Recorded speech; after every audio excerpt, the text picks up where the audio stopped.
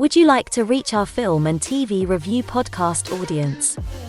Do you have a product or service of interest to film and TV home consumers or followers of the entertainment industry? Have a film or show production to publicize? For affordable price plans for all budgets, get in touch and find out about our introductory advertising options. Reach our audience of film and TV viewers and visit our site contact page at filmandtvreview.com, or you can email us at business@filmandtvreview.com. Reach out today.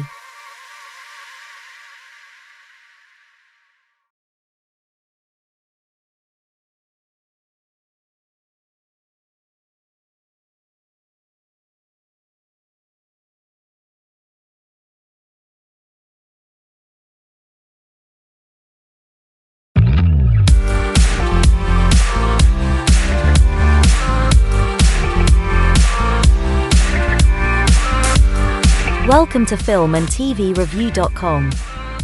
Catch the latest film, TV and streamed show reviews every week.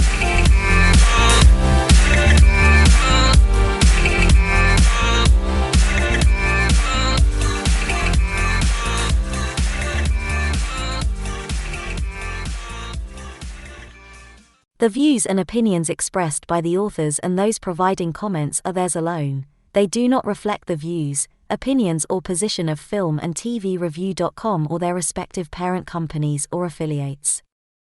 Filmandtvreview.com makes no representations as to accuracy, completeness, correctness, suitability, or validity of any information in this program and is for entertainment purposes only.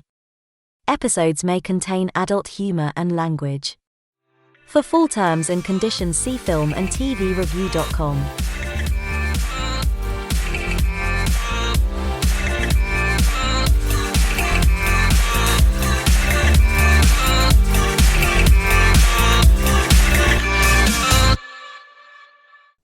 Hello there, and welcome to our special film and TV review insider interview episode. Today's guest is Peter D. Marshall, whose career spans more than 5 decades in film, and he's worked as a television director, feature film assistant director, and first unit director, producer. He's an educator and a veteran of the industry. Peter's directed episodes of television drama classics, including John Woo's Once a Thief, WiseGuy, 21 Jump Street, and he's been the first director of features such as Dawn of the Dead, Legends of the Fall, Happy Gilmore, The Fly 2 even. He's worked with some of the industry's best-known directors, including John Woo, as mentioned, Zac Snyder, Phillip Noyce, Ed Zellweger, and alongside some acting legends to boot, including Peter O'Toole, Kevin Spacey, Morgan Freeman, John Travolta, Michelle Pfiefer, Mel Gibson, Goldie, Hawn, and Adam Sandler, and even Brad Pitt. But it's quite a list. He's also directed and produced more than 50 hours of documentary and educational programming, and he's a long-time direction instructor. He's also an author. He's written a book, Making the Magic Happen, The Art and Craft of Film Directing, which is a great textbook on the craft of directing, which I have perused, and it is quite a useful tool if you are interested in directing. So, Peter, welcome. Excuse the lengthy intro, but it has been quite a prolific career. Even to summarize, quite a challenge. But we could just start. Maybe where we started. I mean, you are Canadian, and to give us some context, growing up there. I mean, what kind of influenced you growing up with directors or films or features? What got you interested in the first place? Well, I think I just go all the way. Yeah, I'm from Canada. And I think that I really got interested in film when I was about 16 or 17 years old. Ended up just very quickly I was in a little city called Regina in the middle of Canada, and ended up going to Toronto to the film school. And then out of film school and starting in 1973 and just tried to work your way through the industry. And ended up doing a lot of documentaries, and you have to make a living, and doing a lot of documentaries and industrial films and commercials. And then I got a chance to work as a second AD on a TV series, and then I became a first AD, And then I did a lot of first AD TV series into movies, and then I started directing. And that's kind of, if you interview other people like that, they're kind of similar, right? You sort of do something, and then you sort of work your way up. And then I got involved in teaching. So that's kind of that was like a 1 minute bio there that to added. But I think almost every director somewhere has influenced me, and not just the ones I've worked with, but I think Sergio Leone, because Once Upon a Time in the West is my most favorite film of all time, of all the other the films I like. I've seen it 12, 14 times. It's a masterpiece. It's everything. I like the style. So Sergio Leone, I really, really love.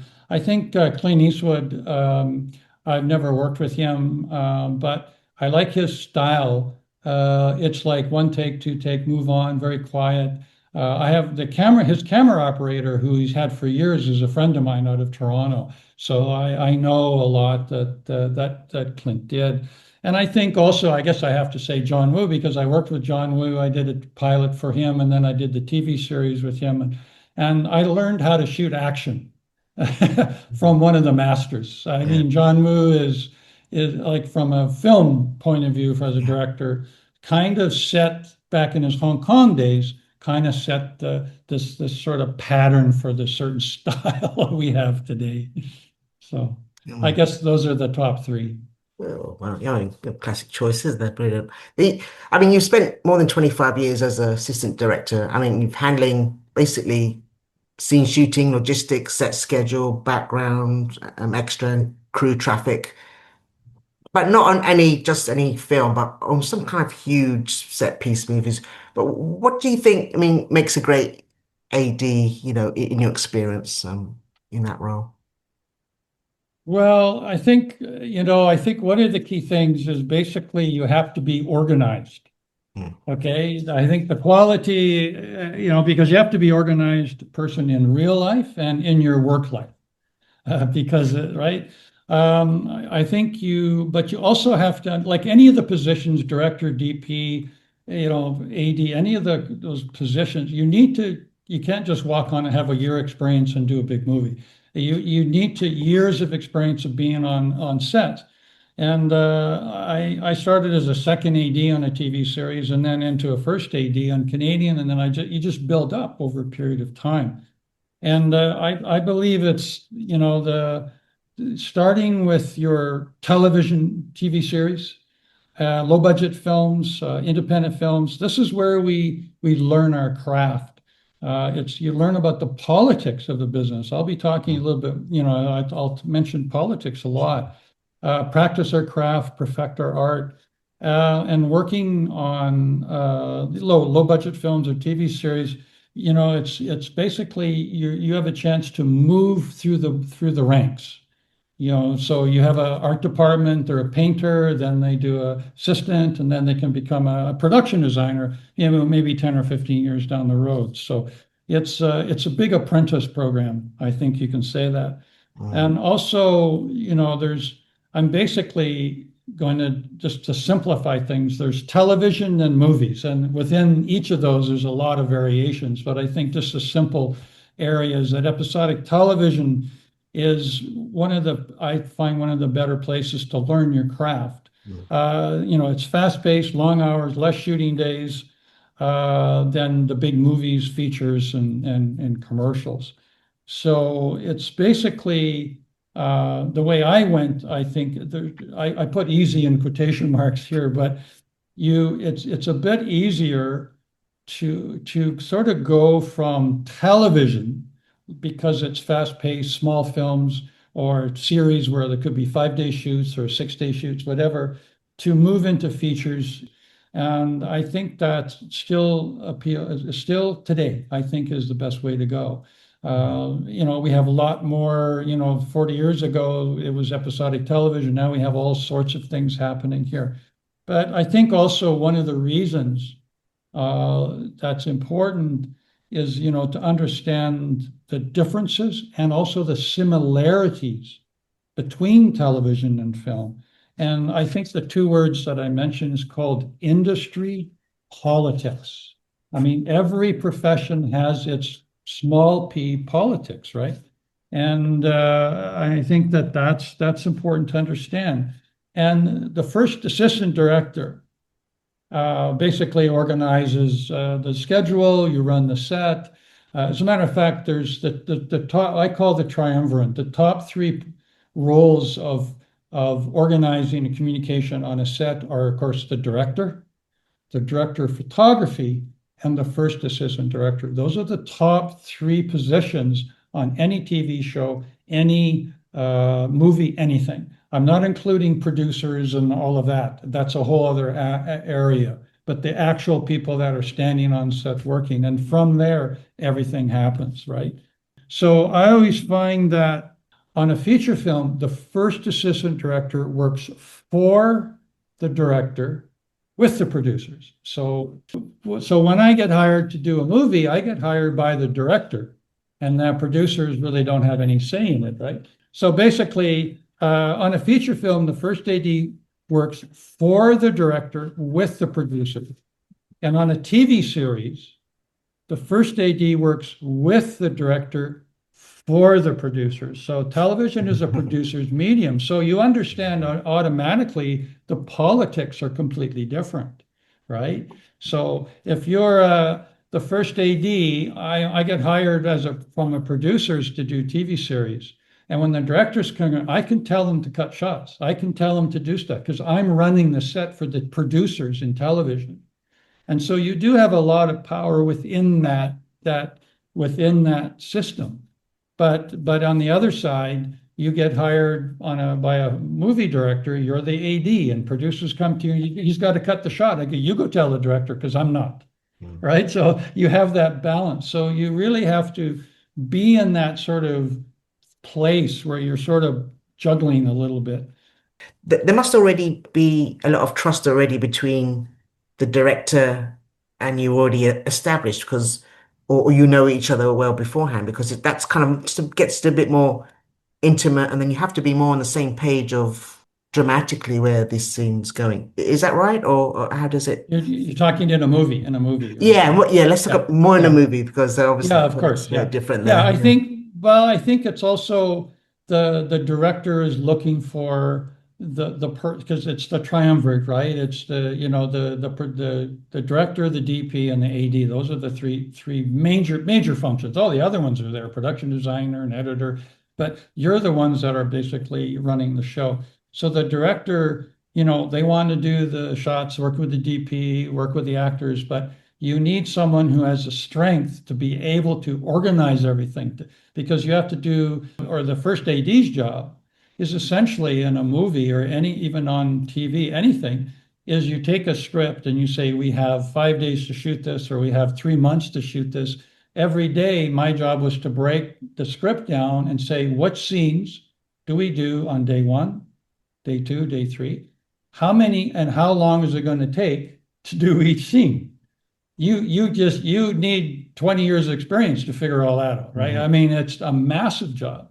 And so your job is to be able to come in and be able to do that. So it's really how many shooting days it's like math.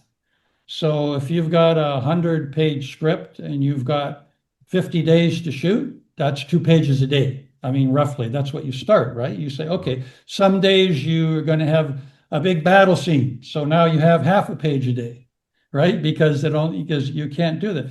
So another day you've got to do 3 pages a day to make up for that. You see? So it's basically math like that. But essentially, the director breaks down the character objectives and the scene objectives, and the AD then takes the whole script and creates a shooting schedule from it and figures out the budgeted days. And again, what to shoot on day 1, how long is every scene going to take? How many people do we need? And then all the logistics that go with that. You've kind of mentioned in your book, because you identify 5 types of directors, and everyone kind of fits in their spectrum of those more proficient in performances, more of the technical or art and craft focus, which experience. But where did you find your area? Or do you have to be a jack of all trades in reality? Well, no, you basically have to be a jack of all trades to use that. I think that I mean, let's just look at I sort of divided into sort of five categories of a director. I mean, there's more, but I mean, these are just general things, right? So one of the things I did, and you're looking at what I started in the book, but also before, and I was teaching, and I think a lot of what I talk about is you go into an industry. So you're a car mechanic and you fix cars for 40 years, and someone says, "Can you do a manual on fixing cars?" Well, so much of it is just innate. Like you do this, you do this, but how to tell somebody, right, in a normal language is key. So as a teacher, in China we call lao shi, which is instructor or professor. You have to break everything down and make it simpler. And so I've managed to do that over the last 20, 30 years because I've done workshops and things. So basically, what I broke down into, say, five basically types of director. Obviously, there's more, but this is an overview. And my first one is what I call the newbie film school director. And this is basically someone who's a young film student just learning the process. They have a basic theoretical knowledge. A lot of students that go to universities spend 3, 4 years getting master's degree in film and maybe only shoot one film, right? That's all the theory. So and theory is what you need, but very little practical on-set experience. Then number two is what I call kind of the newbie professional director who has some film production experience. They could be an actor, a producer, a first AD. Me, I went first AD to director, stunt coordinator, editor, DP. Like all of these people could be spent 5 years or 25 years in the industry working on films and then say, I want a chance to direct. So they will come in and know a lot of different things. They will understand shooting schedule. They'll understand, but they may have never worked with actors before. And so, this is sort of where I came in, sort of that sort of film professional director, because I was a first AD for a long time and then started directing big TV series. So that's a very good example of I started. Number three is what I call a skilled technical director. And this is an experienced director who focuses primarily on the technical aspects of film production. They may not really know how to communicate with an actor. They spend most of their time with the camera. And as an AD, I've seen this many, many times. The directors come in and they're boom, boom, boom, we do this, but the actors are kind of left to do their own thing. And then you have kind of the opposite side of that, which I call a performance director, is really one who understands story. They're good performance with actors. They could be right. They could have already been an actor, but they have they just don't really understand all the technical aspects of filmmaking. So I think in my role as a first AD, doing television series, TV movies, and some low end from features, I've worked with all kinds of these people.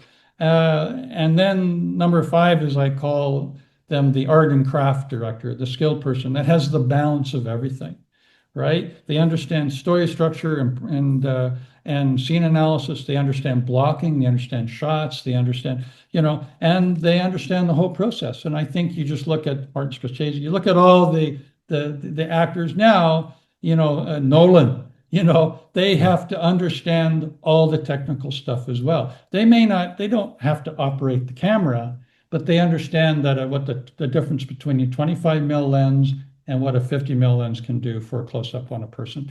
And I think that that's really what it is. And I think that if I had to put myself in a category, okay, because if I wrote this, then I have to be there somewhere. I would obviously say number five, but if Martin Scorsese is 5A, I'm 5C or 5D because I still got lots to learn. So I understand all of the stuff, but I'm not at that level yet. So I'll say I'm a 5C. If Scorsese and Eastwood, they're all at 5As. So. Oh my goodness. Well, you have worked with quite a few directors, but do you then have to work around each individual's director's needs, I imagine? Because like you said, you've got quite a spectrum of skill sets with different directors. Can you tell us, or in your experience, how it's worked generally, just from your your kind of Okay, work? so from an AD point of view, working Yeah, with from an AD directors. point of Okay. view. Well, very good question. It goes from it goes 180 degrees. So I've worked with directors, mostly on television as a TV first AD. You tend to do this a lot because a lot of times what will happen, you'll get the TV directors coming in and they'll do a show, and then after a year or 2 years, certain people on the crew will get a chance to direct. And this is exactly what happened to me on WiseGuy. I started WiseGuy. It was a big show in the 80s, Emmys. I don't think it was nominated a lot. We had huge cast all the time, and it was a really popular show. And I got a chance to start I directed 2 episodes of WiseGuy. I came from almost doing a couple little Canadian TV shows to doing one of the biggest shows on network television. But I had already been there. It was the teamwork. Everybody knew each other. I knew the actors, and everybody was there to help each other out. And so I managed to do that. But I think also what I've seen is, feature directors coming in to do TV that are really experienced, but don't understand that we only have 7 days to shoot, not 25. And you're always, right? And so we're always trying to help people out. So the AD position and the DP position are both the two people that have to help the directors if needed, right? Because of the fast pace. Feature films, you're bigger, you have 2, 3 months to shoot, and you can, if you don't get this scene, we can roll it over to tomorrow. But in television, you have 8 days, 7 days, whatever it is. So the pace is really fast. So I've worked with directors that literally, I think I worked with one director. I think it was one of the Wise Guy shows, but this was the days before all the internet. This was the 80s, and this director came in and he prepped, because we prepped for 7 days. We go scouting locations and we cast, and so you get to know the director because the other show's shooting, right? You have 7 days shoot, 7 days prep. So he had all the language. It was great. And the first day on set, we were going to block a scene, and he just faded to black. He didn't know what to do. And within an hour, I was helping block the DP. But you have to be professional. He's the director, right? And so phone calls to the producer. This no internet, nothing in the 80s. So they found out later he took all these different resumes that weren't his and submitted it. And they said, "Oh, okay, you do the show." So he basically fell apart on the day one. But to respect the position, because we certainly didn't respect the man, but we had to respect the position of the director. So we all helped. I helped in work, and you do that. The actors, we all got together, and we got 7 days. We did the show. I did a movie, AD, or as a TV movie. So it's like four weeks shoot. And the director was the same. He had done one big movie, but he came in on the first, like, in prep was great. You're driving, he knew what he wanted. And the first day of shooting, it was like, okay, blocking's up, and he didn't know what to do. And after 2, 3 days, the producers, I had to do the blocking. I was the first AD. We got another AD in. We bumped the second, and so I had to basically figure out how to block the scene, because I was a director. They knew I was a TV director. I had done already over 20 shows and stuff like that, so I knew what to do. So, but the politics, you see, there's that politics all the time. So he knew what was going on, but the DP and SO, we brought another first AD in, my second AD ran the set. The other first AD, I went off and I went to the other location, figured out how to block it, came back, and it was pretty strange. And all the producers were flying, the executives were flying in from Los Angeles and New York. It was a pretty big mayhem, but we did it, and I think that you just pull it together. And then you get directors that come in that just, wow, you're just so lucky to work with this person. I have one person I worked with, Bobby Roth. He's done like 80, 90 TV movies, and he's done all the big series like Prison Break and all of this. He's actually a good friend of mine. And I was his first AD on 3 TV movies. He shot a lot in Vancouver. And he's a good friend, but he's just like a great director, right? And knows all this stuff and knows how to work with actors. He knows all the technical, and he gets along with the crew. And so there's a big balance like that. So again, that industry politics, every industry has its politics, right? So Yeah. yeah. I mean, you managed to switch between TV episodic direction and, of course, assisting directing duties in the cinematic medium in your career. But I mean, from what your perspectives do you find does trip up most directors? I mean, you mentioned a few examples there, but is there a common thing that you must have observed them switching between the mediums themselves? But what habits do they bring with them, or what you find doesn't translate in your experience, or that you've seen doesn't translate well? I mean, is that a common problem? You're talking as a director, right? Yeah, as a Yeah, as a director, yeah. as a director and back and forth. Well, they're very, very different animals. And I think that if you're a director of a movie, then you're pretty well the boss, right? And it's your show and you work and everybody works for you. The producers are there, the studio has control, it's a balance, and I think also that, on the television side, television is, I'm not going to say it's harder than movies because that's not true, but it's a little bit harder than movies because your time frame is so compact that if you do, a 7 day shoot, right? You have 7 days to prep, 7 days to shoot. I mean, you have weekends in between. But the thing is, you have to do, you could be doing, okay, so let's just do math. On a TV series, you have maybe, let's just say a 60 page script, okay? Because it's a 1 hour program. And you have, 5 or 6 days to do it. Well, what's the math? You have to do how many, 8, 9 pages a day, right? To pick up. And you may have to move two locations a day. You start there, you pack, you move, you pack again. It's a real animal house. I mean, you just have to really, everything is just fast, fast, fast. They call it a sausage factory, right? To be able to do. And I'm not talking about Game of Thrones, and those are feature film TV stuff, episodic, right? You can't compare those. I'm just talking the normal that you watch on your television, British television, American television, right? They all have maybe different days, but that's the difference of a feature is that you have. I'll just use normal numbers, and I said before. So let's say you've got 2 months of prep because the normal features I worked on, and this is pretty average even today, but you have about 8 weeks prep and 2 months prep and about 3 months, 2.5 to 3 months shooting. Maybe you have 40, 50 days of shooting. Those are kind of the average. These are kind of the average movies that are shot. I don't mean the big Hollywood blockbusters. Those are all different ilk.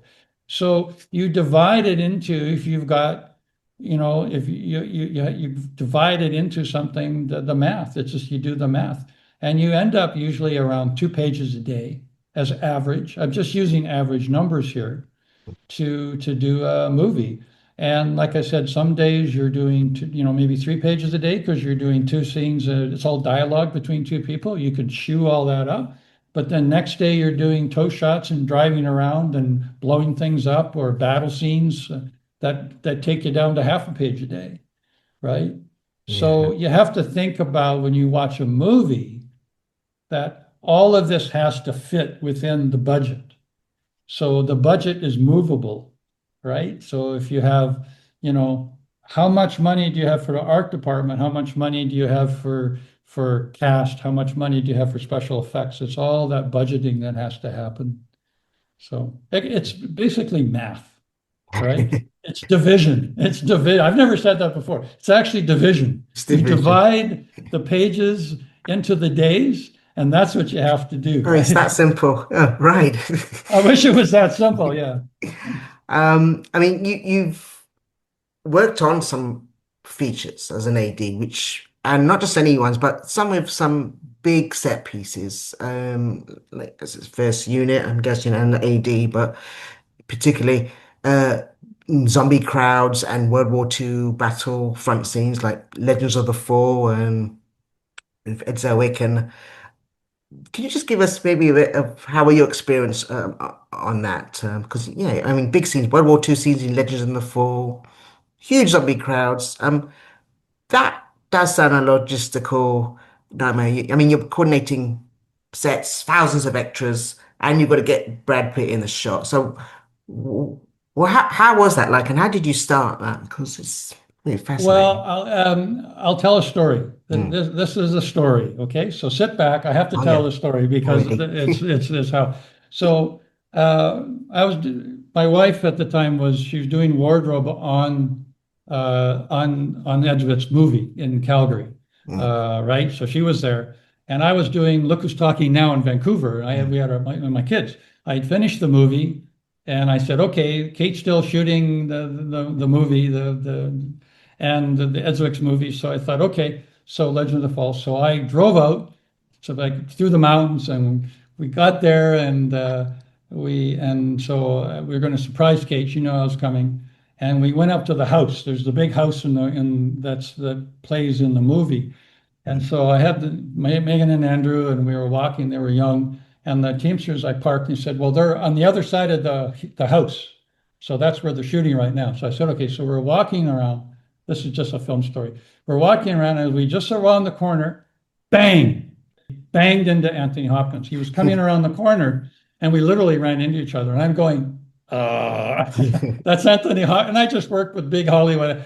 Like it doesn't matter if you work with them for 4 months. That's you're all. But here's this guy. So I couldn't. I was speechless. I said, "Oh, hi," mm, and he goes, "Who are these?" And I said, "Well, I'm Kate Pierpont." He said, "Oh, I love Kate," and da da da da. All this stuff. And Megan and Andrew. And anyway, so he goes away. And so I go to set, was like, okay, banged into Anthony Hopkins.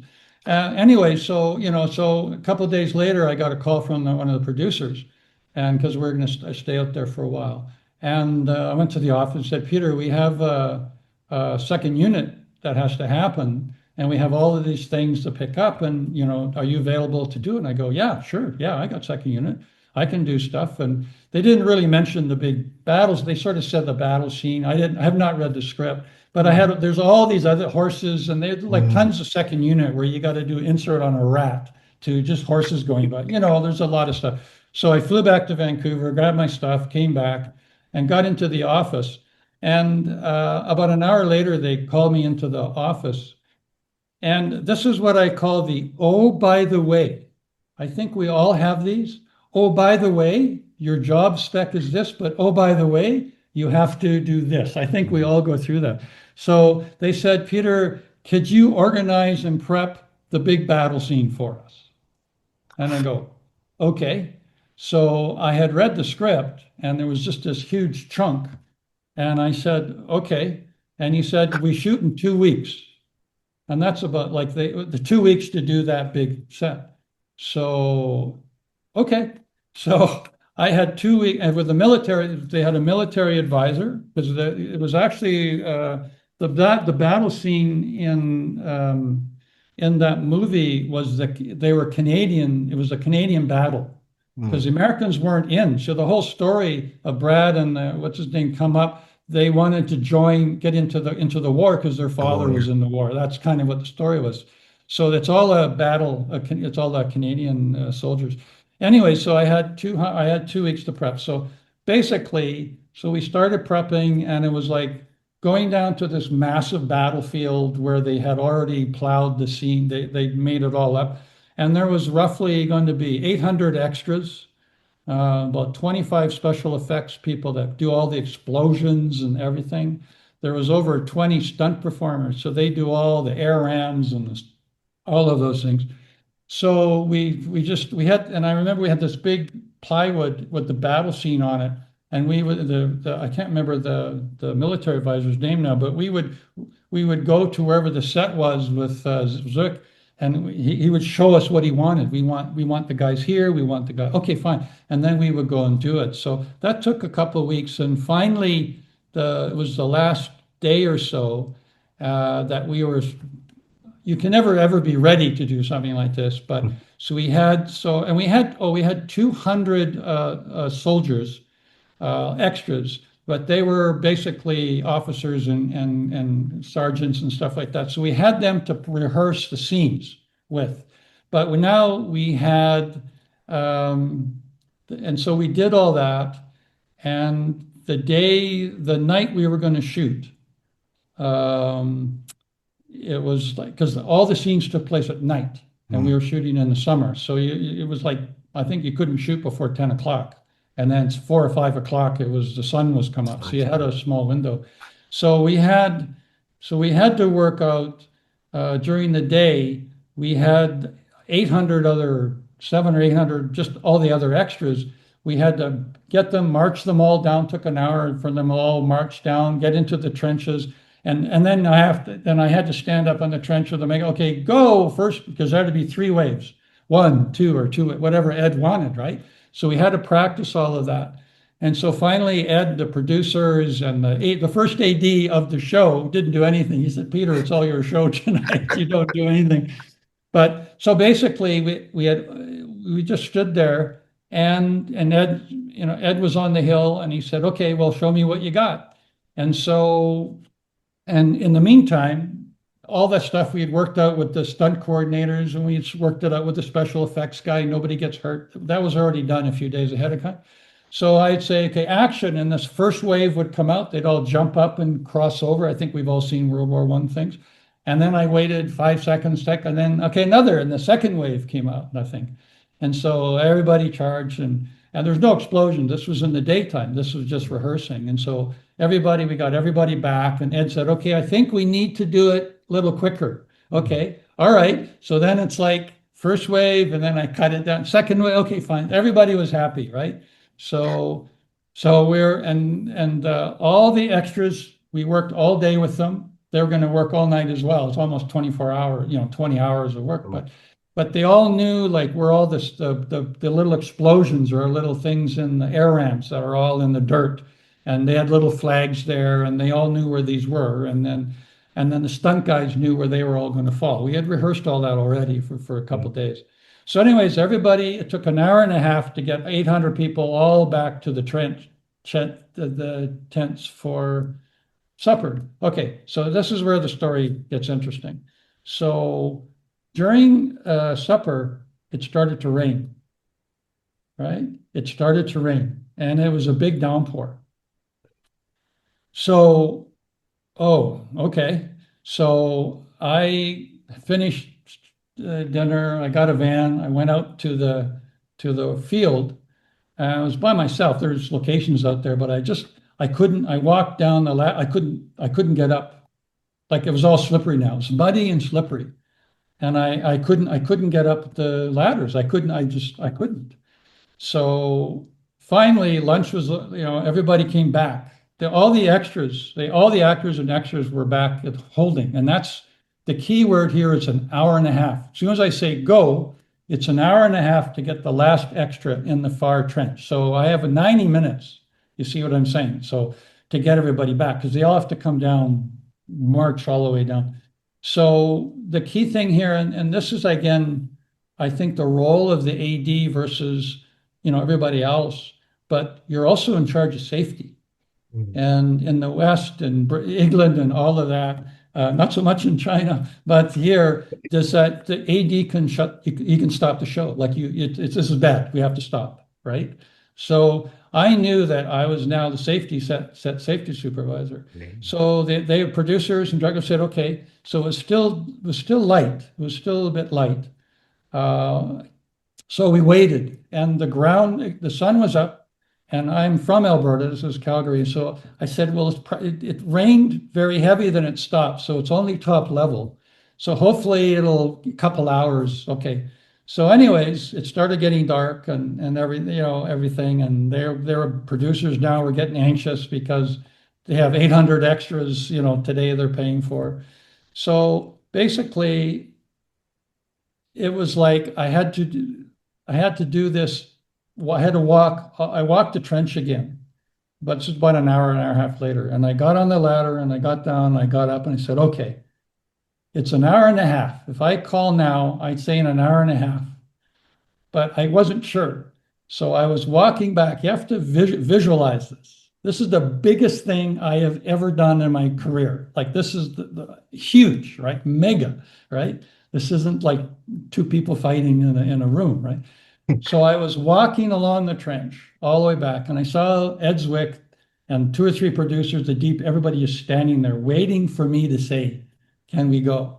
And I didn't know what I didn't know what I was going to say. So I walked up to them, And I just stopped, and there was silence for, I'm being very dramatic here, but there was silence for a couple moments. And then I just said, I guess it's that famous line somewhere. I said, let's go, right? So boom, the first second AD, okay, let's go, everybody, let's get the extras done. Yeah. So an hour and a half later, you see, because that was my safety valve, and the sun was going down, and it was getting dark. So, and then basically the hour and a half later, I had everybody in the trench, 800 extras. We had all Brad Pitt and Aidan Quinn and Thomas, and they're all everything was there. The cameras are ready, special effects are ready. So it was basically, okay, so there you go. And so I was running set that night. So I think that standing on the hilltop, looking down on the whole field, and we had none of us had seen what was actually going to happen, because it was all daytime. It was all, now all the extras knew they had to take flags away. We had 2 ambulances standing by. We had first aid standing by. And I just remember standing with the military advisor, and I had there was six to 8 cameras, all masters and crane shots, and I had to run. So you sort of, okay, everybody roll camera, and I had to hear each camera in my radio. Camera 1, good. Camera 2, you have to go all the way through. If one says, I got a slot, you stop, right? So then it's like, okay, go hot. No, it's go hot. What you do is you go hot to the effects guys. They set the primers. Yeah. They got everything ready. And then I roll the cameras. And then I'm sitting there, cameras are rolling. And I go, oh my gosh. And I just went, action. And the whole world blew up. It's that opening sequence where just the flares, the bomb, Oh my gosh. these soldiers running through, and you didn't even know what to look at. It's like 4 or 5 football fields, right? So anyways, then we cut, because there was 9 rows of about almost 100 people each, and each officer had a radio. So I would say cut, and then we would say, anybody injured? Yes, row number 3. Row number, whatever, we have to do that first. So anyway, there's nobody, took a couple of people to hospital, but they were back. They got something in their eyes. Nobody really got seriously injured. And so then we just did all the big wide shots and all of that for the first night. And after that, because I was actually the first AD of the second unit. And so the second unit, we came in after that, and we worked 2 weeks. We worked with Ed Zwick, and Ed would set his Brad up and everything. And then we would look, and we would put air rams, we would put stunt people behind the actors so that you have all of the stuff. So that was basically the biggest story, the biggest thing I've ever done. You must have had a huge drink afterwards on that one. But yeah, that's a hell of a I think there was 2 or 3, but it was like 5 a.m, so I think I still had a drink. But I think it was a long story, but you have to put all the elements together. Yeah. I think the main question is maybe 10 years, maybe 5 years before that, I don't know if I could do that. It's all the experience I've had directing, ADing. I was doing big helicopter blowing things up, guns. I did all of that already, like normal film stuff.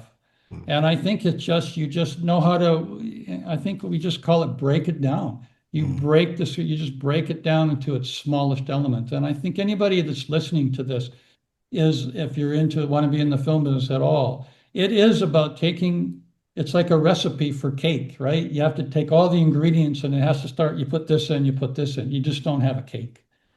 So I think so it was the biggest thing I ever done. It was amazing. And, so it was pretty cool.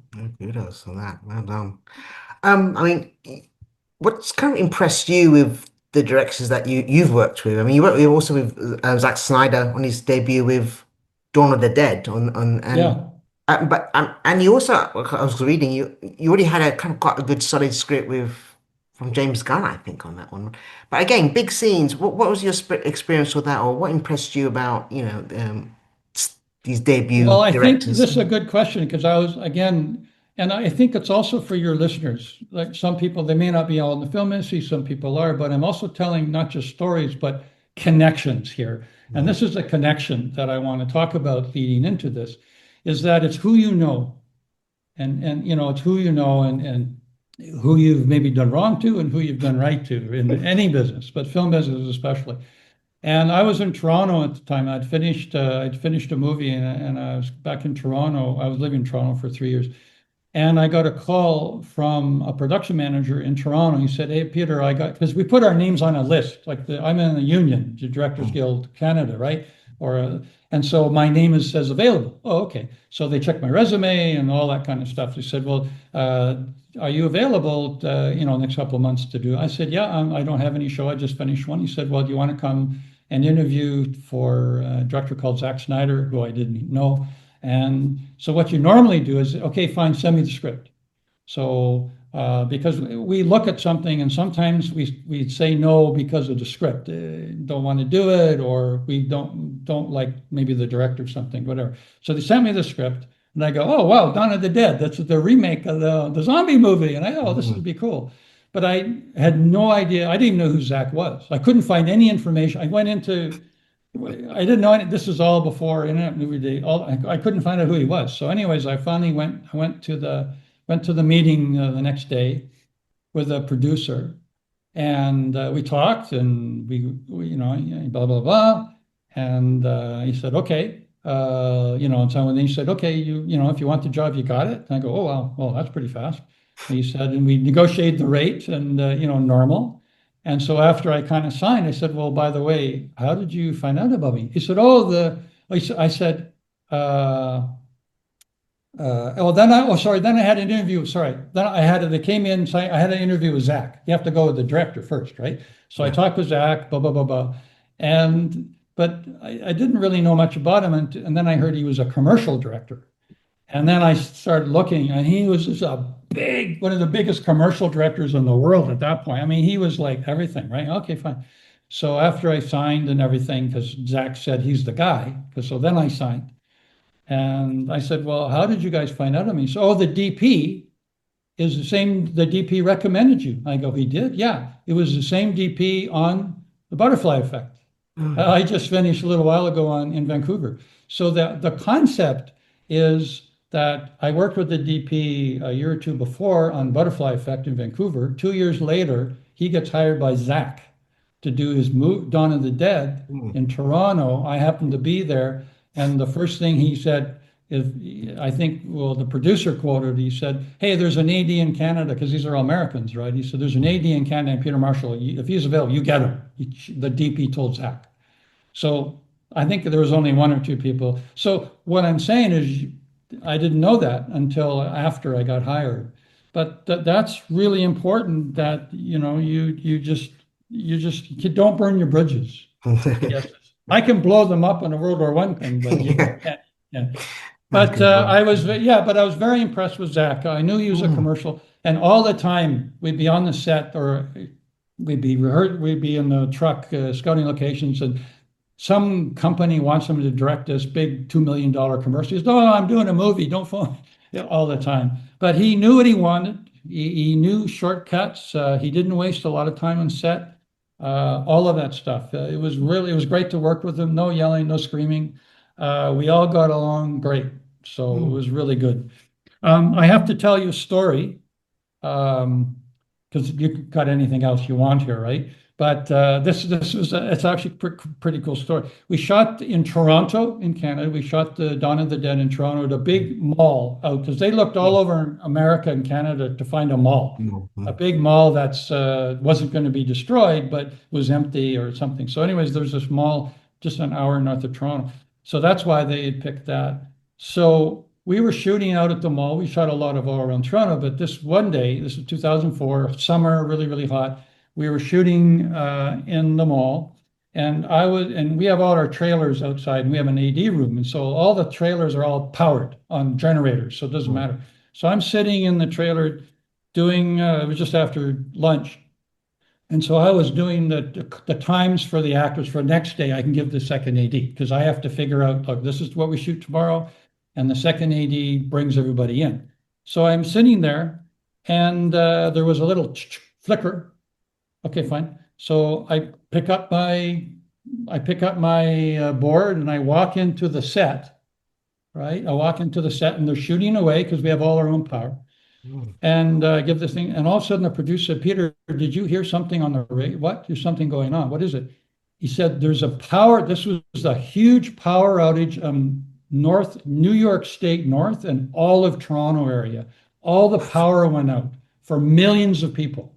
Like I'm talking millions of people. It was north of New York.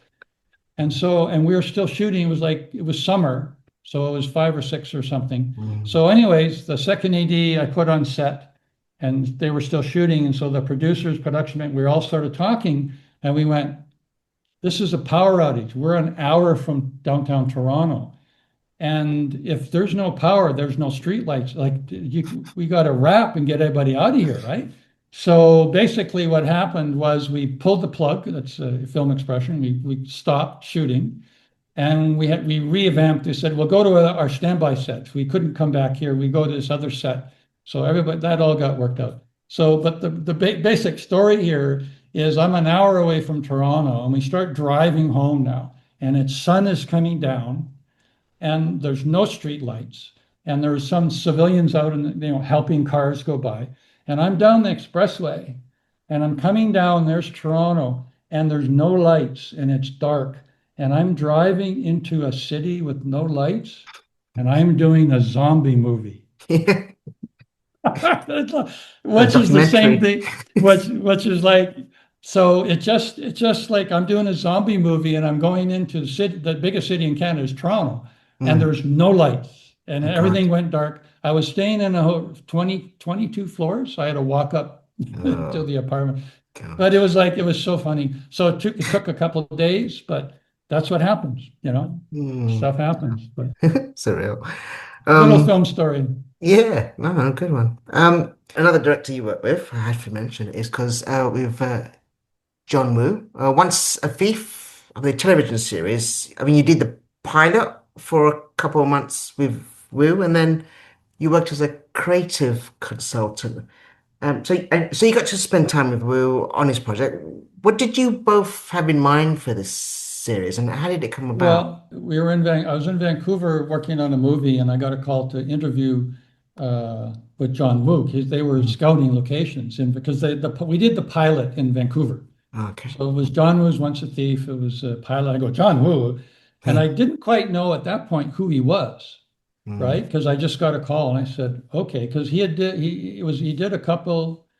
He did a couple of the Hong Kong movies, but I didn't watch so I didn't really know who he was. So I picked up a couple of movies and I was going, I couldn't believe those films. And I said, yeah, okay. So I came in, I did the interview and got the job. And then we shot in Vancouver. We shot the pilot in Vancouver. So I was John's AD. So I spent a couple months with him. So prep and shoot. So he was a great guy. So it was great. And we really got along well. And there was a lot of times, because John is not used to, this was one of his first, I can't remember if he did a movie in LA, because he did some LA movies, but I'm not sure. I don't know if it was before this. But he was never used to people saying no, right? But safety-wise, But I said no a couple times because it's like this is like Canada. We're not in Hong Kong where you can throw 25 Chinese guys off a ramp and 4 of them get hurt. Like we can't do that. So anyways, long story short, we got along famously. And about a month or so later, a couple months, whatever it was, I knew they wanted to do a pilot. This was a pilot for a TV series to shoot in Toronto. And I got a call and they flew me to Los Angeles. And I have a big meeting with all the producers and John and networks and everything. And so they wanted me on as not a first AD, but John wanted me to direct some episodes. And also they wanted me to be like a producer, which I really was. But when I went back into Toronto, just under whatever the umbrella was, they couldn't call me a producer. So I was a creative consultant, but I was basically the producer or on-set producer. I didn't have a lot of impact on all the top stuff. So your question is, I really didn't do any of that top level stuff, right? But I was basically the on-set guy. So my role was, I did the Bible, the show, every show we called There's a Bible. I put all the John Woo stuff together and all of that. And then I directed 6 episodes and I was basically the on-set producer for all the rest of the show with all the other directors coming in. So that was basically my role. I mean, he's famously for such a signature style, and then with this series, it's like almost East meets West kind of like directing style, your own directing style. So, is it something that you were able to emphasize because they see his name there and they thinking, I'm expecting maybe his style Yeah. of show or and the direction of the action and all that. But how did you balance that with your own directing style? Because you did direct a few of those episodes. Yes. Oh, or did you Well, do? I think if we look at all his hand-to-hand combat and all the guys flying through the air, like all Mm, that style, that's a movie, yeah. and we're doing a TV series. And so you have to cut a half of that out. First of all, time, money, logistics, you can't do a lot of that. So I think it was like poetry in motion. We kind of called everything. So the show basically, I think we kind of said, well, there's lots of bullets, but there's no blood spilled, I think is sort of what the thing was, right? Mm. And it was sort of slow motion. Here I have to quote: slow motion, horizontal dive while dodging bullets plus airborne somersaults. It was, but it was basically sort of a campy comedy a little bit. Mm. The three actors, and we had and we made it all work, and we had a lot of fights. We had a lot at the choreograph. It was a lot of action. And like I said, because I was already worked on a lot of movies as an AD, I knew all about stunts and all of that. And also working with John Woo, I think on the pilot, we kind of knew what we wanted to do, but it was a TV version of, his Hong Kong stuff. So it was great fun. We had a lot of fun, but I think that uh, we did the best we can, and John liked the series. It wasn't he never directed anything. I don't think he ever came. I think he came to set once, but it was the style was with the producers, not with me. Like I wasn't a producer, right? I was the AD on the show, but they basically I was sort of the guy to come in and run the set. That was my job, and that's fine. It was perfect. All the other stuff above the line, I'm a below the line guy, so I'm fine. So I didn't really have any like we all went through all the productions and everything and the scripts, and then my responsibility was on set to make sure things. And then if it wasn't, I would phone or talk to somebody. And then each director would come in, but they had their own style. And episodic television is you have your characters and you have your show, but each one has a little bit of style. And so it's not like a John Woo style. We have certain things we need to do in there, but some directors have they want maybe more close-ups, and other ones maybe more wide shots. Other people have different way of doing things. But it was all because the producers picked the directors, right? Like the other episodic directors. These guys were all like big time episodic directors in Canada. So that's pretty typical of television, but Mm. was still under the John Woo, was still there. And I would be on set because I knew everything for the last, from working with John to what the producers wanted. So my job was essentially, I'd watch the blocking, I'd be on set, and then I'd say, oh, yeah, we can do that. Or I say, well, you know what, to the director, I said, we can't really do that because this is something here that is, about the show. It didn't have to do it much, but I had to do that. And then I directed myself, so I knew sort of all the stuff. So that was sort of John Was Once a Thief. Mm. What's your style? Would you say you're kind of more comfortable with dialogue scenes rather than kind of like Mm. woos, which more he lets the body language do the work and all Mm. that. It's Mhm. I um think I think I go on the side of actors director. I love mm, performers. Um, I guess a little history too. My wife and then my another long term were both actors, so I sort of mm, grew up. My daughter is an actor, so I love working with actors, and I had an act for it, working with them and a mannerism. So I think more. I mean, I knew all the technical stuff because I had to as an AD. I was, and I was on so many sets. I knew sort of how everything worked and everything, but I guess my priority to answer your question is, it's for me, it's about the acting. And I had, how to work with the actors, and that was my love. And that was my priority. I had to also pick shots, block the scene, do this, do that, scout, you had to do all of it.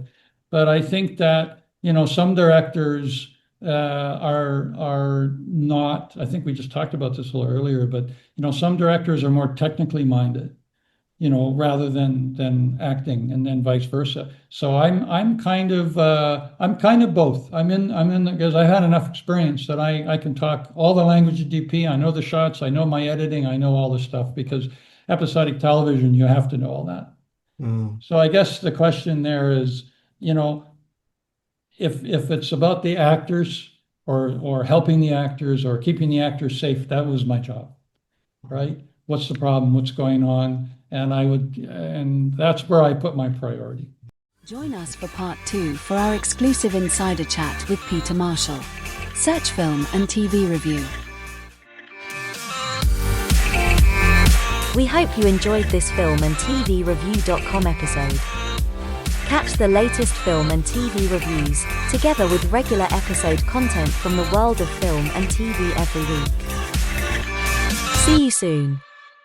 Would you like to reach our film and TV review podcast audience? Do you have a product or service of interest to film and TV home consumers or followers of the entertainment industry? Have a film or show production to publicize? For affordable price plans for all budgets, get in touch and find out about our introductory advertising options.